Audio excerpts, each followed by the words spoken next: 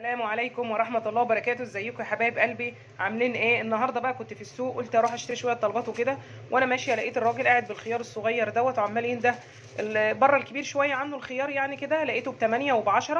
فدوت لقيتهم مع الراجل، خدتهم كلهم على بعضهم الكيلو على ايه؟ ب4 جنيه. فرحت واخداهم كلهم منه، قلت اخلل منه خيار مخلل وجميل. تعالوا بقى هنفضيهم كلهم دوت في طبق كبير، احطهم كلهم في طبق كبير واغسلهم غسله حلوه، وارجع لكم اوريكم ازاي طريقه مخلل الخيار بتاعي.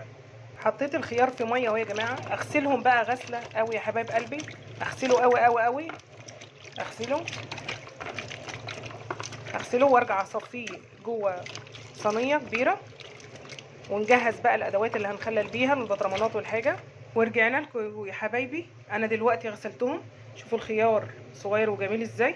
انا بقى هعمل نوعين، نوع بالخلطه انا عامله بالخلطه، ونوع خيار ساده كده، اللي حابب كده او حابب كده. الخلطه دي عباره عن جزر، فلفل احمر حامي، ومعايا كان قرنين من الفلفل القديم اللي عندي، وثلاث ورقات لوري كده من القديمه برضو.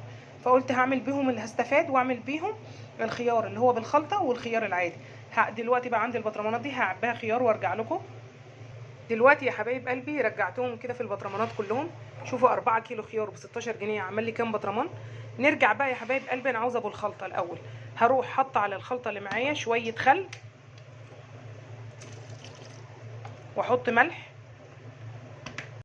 وشويه زيت يا حبايب قلبي وميه، واروح حطاهم على الخيار اللي بالخلطه. دلوقتي يا حبايب قلبي الخيار بتاعي اهوت، حطيت الخلطه، احط معلقه فوق الوش كده زيت ذره واغطيه واقفله، ونرجع بقى للخيار العادي. خلصت يا حبايب قلبي البطرمان بتاع الخلطه اللي هو بتاع الخيار المخلل بالخلطه. نرجع بقى البطرمان العادي. انا جبت ايه؟ فصين توم وشويه ورق لوري وقرن فلفل. هحط 3 معالق كبار ملح، واحط سنه شطه يا جماعه، وارجع احط معلقه كركم،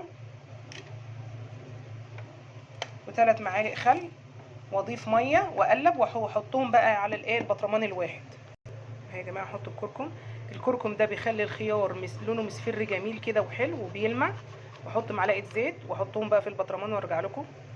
احط له بقى يا جماعه، انا حطيته اهو، احط سنه زيت ذره واقفل البطرمان، احطه تحته كيسه نظيفه واقفل البطرمان عدل. ودلوقتي يا حبايب قلبي خلصنا كده الخيار المخلل، خيار بالخلطه وخيار عادي وخيار حامي وخيار عادي مشطشط اهو. اوعوا تنسوا اللايك، اوعوا تنسوا التعليقات يا جماعه، واشتركوا في القناه اللي ما اشتركش. صلوا على النبي كده يا جماعه، صلوا على النبي. تفتحوا عليه ان شاء الله بعد 7 ايام بالظبط، وبالهنا والشفا.